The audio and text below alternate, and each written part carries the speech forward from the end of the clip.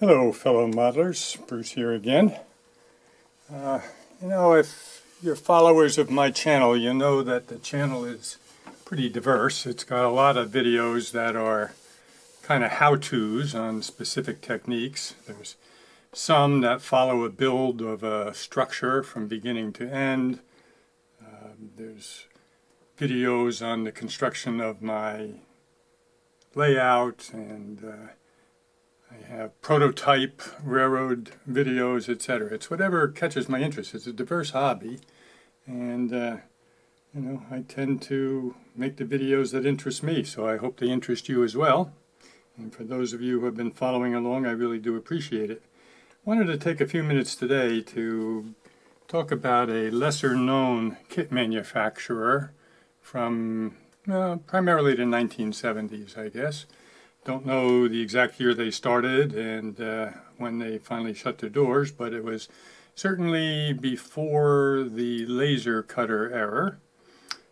It was somewhat a contemporary of Campbell scale models, and I'm sure they were influenced by Campbell. They were out of California as well as Campbell was. They had some very interestingly designed structures, and I have three right now on my table here in front of me that I wanted to show you. And the company is Muir, M-U-I-R, Models, Inc. And if you go on to eBay and just put into the eBay search Muir Models structures, you will find a lot of them in both HO scale and N scale at reasonable prices. They were never as popular as Campbell was, but I'll show you what they look like, and it'll help you become an informed purchaser if you're so interested. Again, for those of you who follow my videos, you know my preferred modeling medium when I am building a structure is to do it in wood. So it should not surprise you that these kits are primarily wood kits. Often the walls are scribe siding with the window and door openings stamped, ready to cut out. And they will include generally plastic cast windows and other detail, some metal parts like smoke jacks, etc. So let's take a look at a couple that I have here. And again, what draws my attention to it as a wood modeler is that their logo was wizardry in wood, and a little picture of a wizard here, and that was their logo. The first one I have here is Suds Brothers Brewery in HO scale. It's got a variety of additions to a basically rectangular building, and then with a small water tank on the roof. And we'll take a look at, let's see if you can see that. I hate zooming in because then I always forget to zoom back out, but maybe I can just bring this a little bit closer so you can get a better view of it. So that's Suds Brothers Brewery. Probably that was the first of the Muir models that I purchased. I was a home brewer back in the 80s and early 90s. Enjoyed brewing my own beers and ales, and used to enter them in the state fair back in New Jersey and did very well. One year taking Best in Show with an IPA. So their directions, getting back to Muir Models, is they have great diagrams. They have a great bill of materials all the time, which shows you the dimensional lumber. So they didn't use scale 2x4s and 4x4s. They were using fractional lumber, so a 1/16 by a half, a 1/16 by 3/8. I love the bill of materials because if I want to either put an addition on it or substitute one piece of wood for another, or if some was missing, I know what to look for, and I have quite a collection of fractional lumber. I would say that although the diagrams are excellent, that the instructions themselves are minimalist. So if you have never built a model before, a wood model, I don't think I would start with one of these. However, if you've built a few other models that had very detailed instructions, heck, nowadays the models come with little booklets for their instructions, or if you're a scratch builder, then you're going to do fine with these models.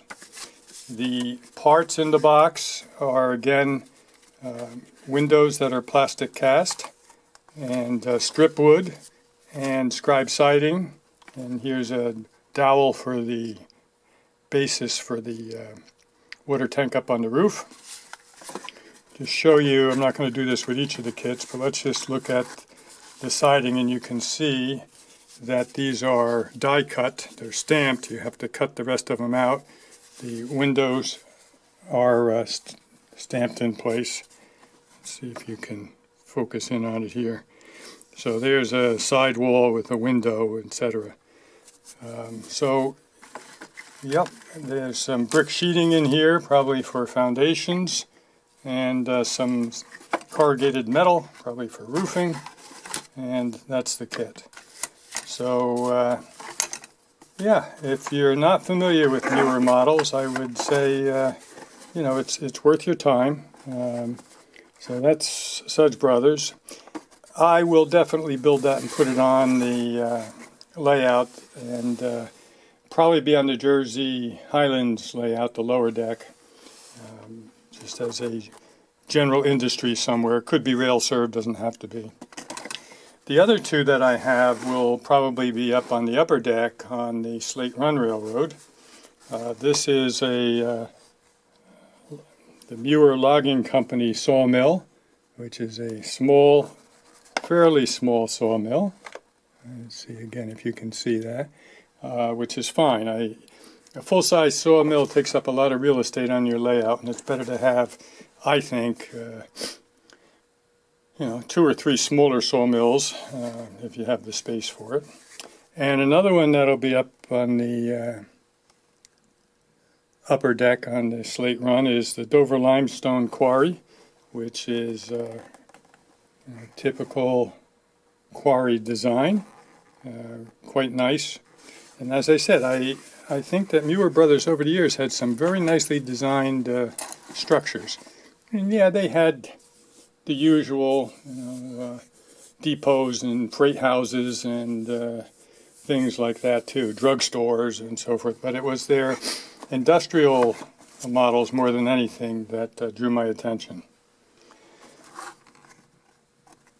So the other thing I wanted to do on this video about Muir models is to say that this is the time of the year when I normally look on eBay for structure kits, because we are out of the prime modeling season and you tend to find better buys on the models in this off season. So let's see what caught my eye here.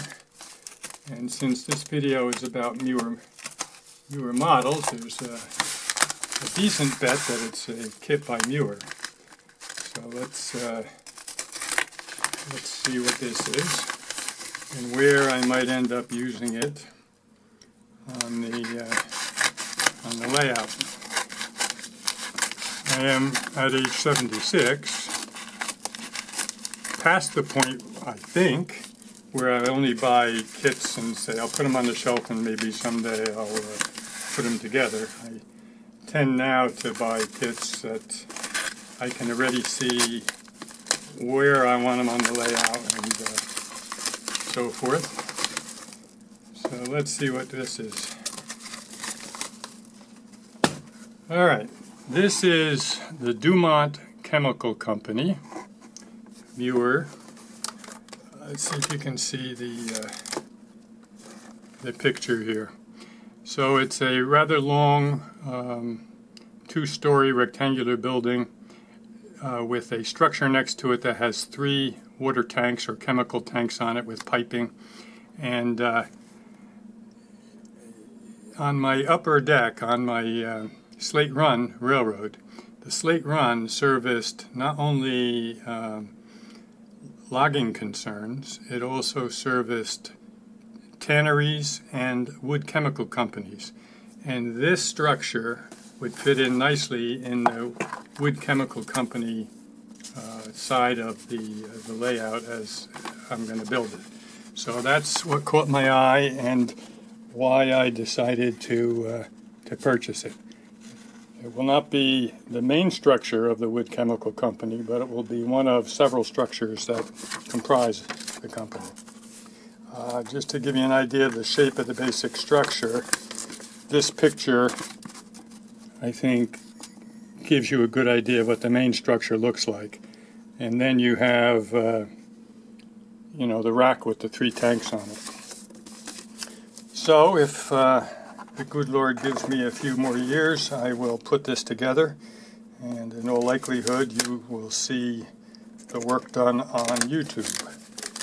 So that makes another Muir Models, and I, son of a gun, have another box here. Let's just take a quick look at it. If you're a betting person, I'd put my money on it being another Muir Models kit. Oh, we got fluffies. Let me dig down to the bottom here and get the box out.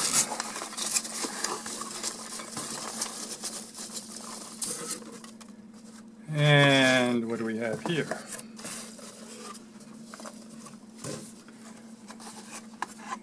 What we have here is the Atlantic Plastics Company, which is a